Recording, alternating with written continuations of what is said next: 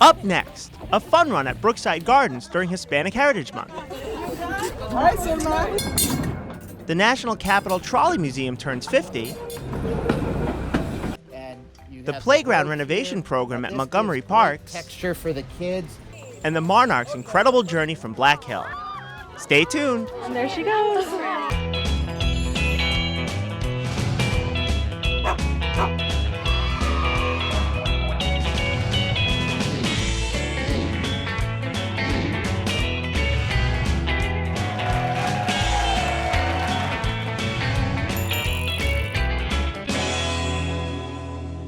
Each year, Hispanic Heritage Month is celebrated from September 15th through October 15th. Here in Montgomery County, Maryland, approximately 20% of our residents are Hispanic or Latino. At Brookside Gardens in Wheaton, County Council member Gabe Albornoz and the Parks Department hosted a 5K fun run and walk. Días, mi gente, ¿cómo están? Aquí estamos amando la vida y celebrando el mes hispano. Sabes que no hay nada más importante que nuestra salud. Fortunately, unfortunately, Latinos are more likely to have diabetes, and there is often an emphasis on taking care of everybody else but not yourself in our community. And so this is an important opportunity, in particular for our moms and grandmothers, to make sure that they are taking care of themselves so that they can help support their entire family. And so that's why we want to promote prevention this morning, in addition to health and wellness.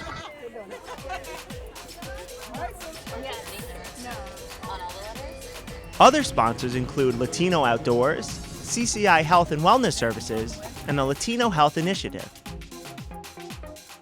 We help to address the health disparities impacting the Latino community here in the county.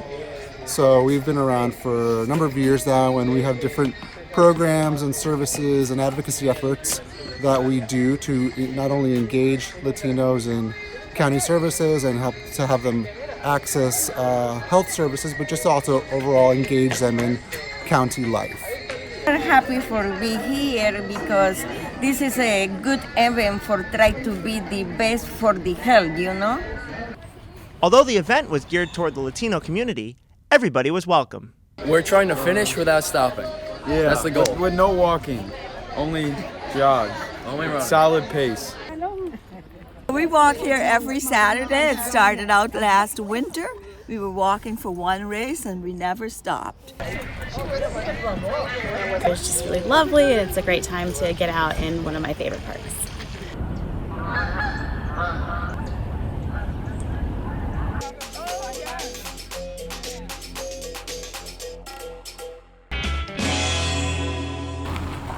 Throughout 2019, the National Capital Trolley Museum in Colesville has been celebrating its 50th anniversary of museum operations. Since opening the museum on October 17, 1969, more than 1 million passengers have climbed aboard. And through field trips, 85,000 children have learned about the impact of trolleys in the community development of Montgomery County and the Washington, D.C. metropolitan area. We currently have 18 street railway vehicles in the collection. So you were partners with us in keeping this museum going, and we appreciate your coming out.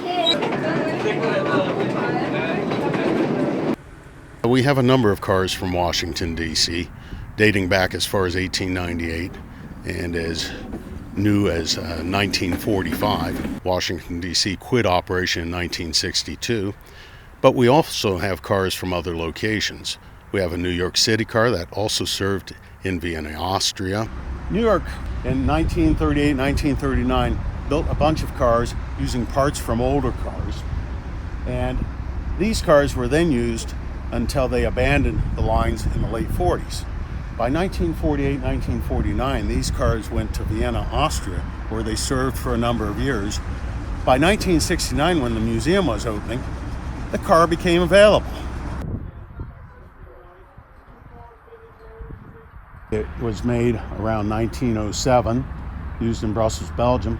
Then in later years, starting in the mid-1980s, it served at the Grand Cypress Resort for a while. Later we acquired it, and it's still in its Grand Cypress paint. We have an open car that you'll see today from Blackpool, England. That is a great car in this warm weather. 3 are still in use in Blackpool, but 2 of them are in San Francisco, one at a museum in California. Then we have this one. The museum is located in the Northwest Branch Recreational Park, and the track is 1 mile in length. The cars are kept inside the trolley barn, where they are cared for and restored. A streetcar basically indicates that it ran on tracks that were often in the city streets. It didn't have to. There was private right-of-way, which would be very similar to what you see here today. The trolley designates the fact it has a trolley pole. Now, it may be both a streetcar and a trolley at the same time. The trolley pole, usually at the back of the car, reaches up to the wire that is over your head here, and then slides along it to get electricity to the car.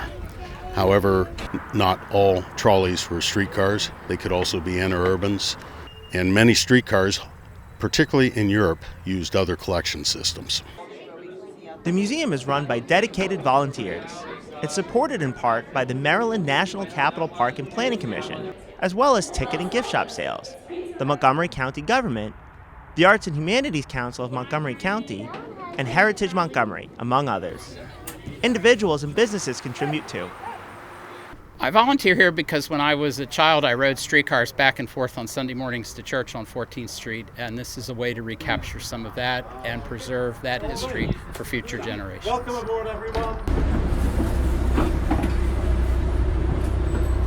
I've loved trolleys since I was about 2 years old, according to my mother, who said I used to stand at the window of an apartment building in Boston and watch the trolleys go by. And I did that for so long, she'd have to put my mittens on me because my hands were on the glass. And ever since then, I've been fascinated by trolleys, things that ran on tracks, and that sort of thing. I grew up around here, and we used to come here as a kid as well, and I remember even going on a trolley ride with Santa. So it brings me back to my childhood too. Now you have new things, and when it's in the past you have old things. And yeah, no, you're right. You guys appreciate the old stuff. That's pretty cool. This is our snow sweeper. It served from 1899 up until January 1962. Basically, it has a motor set in the center of the car that through these chains drives the brooms, which have bamboo bristles. I love train, trolleys. I think it's the best transportation ever in the world. So I'm sad that they're mostly gone all over the world. So it's nice to be back here and see all these historic cars. Looking ahead to the next 50 years, the museum anticipates restoration and interpretation of more of its collection and adding an urban square in the green space at the Visitor Center Loop. For more information about the museum, go to dctrolley.org.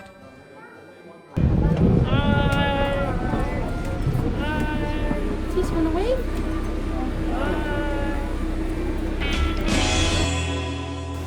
Did you know the Montgomery County Department of Parks manages 274 playgrounds? From the outside, they look playful, fun, a good place to hang out. But dig deeper, and you'll find playgrounds that not only include physical fitness opportunities. Here, we're actually putting the kids to work. If they want to get up there and enjoy the view, they're going to have to climb up there and use those muscles. But educational options, high-tech materials, and cutting-edge safety measures. It reminds us of the old tires, but it has different textures for the kids to play with, and it's also made out of safe materials to make sure that they're not getting any of the toxins that we may have ingested when we were kids. Hi, my name's Andy Frank. I'm the Division Chief for the Park Development Division within Montgomery Parks. Our operations team is working very hard to keep playgrounds going as best they can, but at some point they're going to reach a period where we're not able to keep them going. We're going to have to invest in a new playground. We're able to do about 6 of them a year, and so we try and find the 6 that need the most help, and that can be for different reasons. For instance, it could be because of the materials that are used are no longer considered safe. Some of the older wood structures, and we try and phase those out and replace them with modern, safer equipment. Also, as with anything these days, the companies that make the equipment, they eventually stop servicing them. So one of our problems is we just can't get the replacement parts. And as you can see, the playground systems these days are very customized. Every little piece works with every other piece. So it's not like the old day where we could have a carpenter just come in and replace something.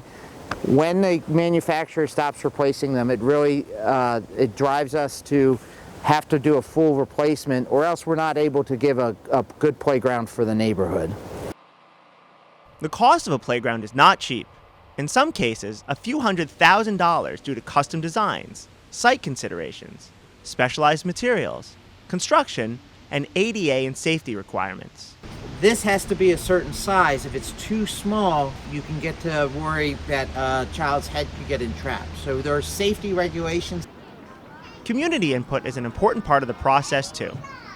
When we do go to renovate a playground, we're going to reach out to the community to understand what it is they'd like to see in a park, and to the extent that we can, we want to allow the park and the playground design to reflect the interests of the community.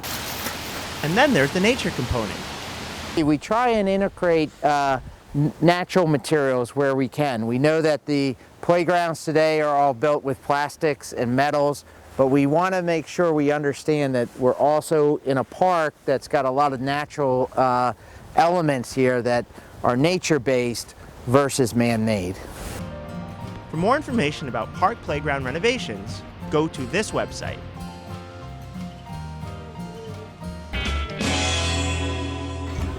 For the past 20 years, the staff at Black Hill Regional Park in Boyd's have put on a wild event to celebrate the annual migration of the Monarch Butterfly to Mexico.